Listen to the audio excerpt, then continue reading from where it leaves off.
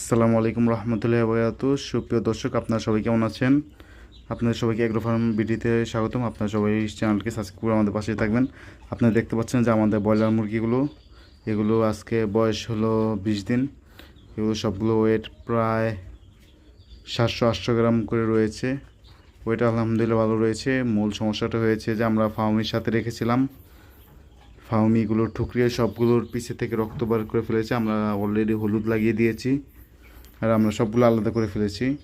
ফার্মের সাথে আর এখন একটাও রাখিনি। এই বড় যেগুলো রয়েছে 2 কেজি ওজনের হয়েছিল, আপনারা জানেন 4টা রেখেছিলাম, এর মধ্যে একটি আমরা অলরেডি খেয়ে ফেলেছি। আর বাকি 3টা ওই বড়গুলোকেও তারা ছাড়েনি, ঠুকরিয়ে অলরেডি রক্ত বার করা শুরু করেছে। তার জন্য আমরা সবগুলো আলাদা করে ফেলেছি। সবগুলোকে আমরা হলুদ লাগিয়ে দিয়েছি, হলুদ আর সরিষার তেল একসাথে গরম করে লাগিয়ে দিয়েছি। ইনশাল্লাহ ঠিক হয়ে যাবে। আর আমরা সাথে এই যে অ্যানড্রোসিন বা রেনামক্স এগুলো ওষুধ কিছুদিন 2-1 দিন খাওয়াবো যেন দ্রুত সেরে যায়। এই তো আজকে আপডেট এতটুকুই। টুকটাক একটু মনটা একটু খারাপ।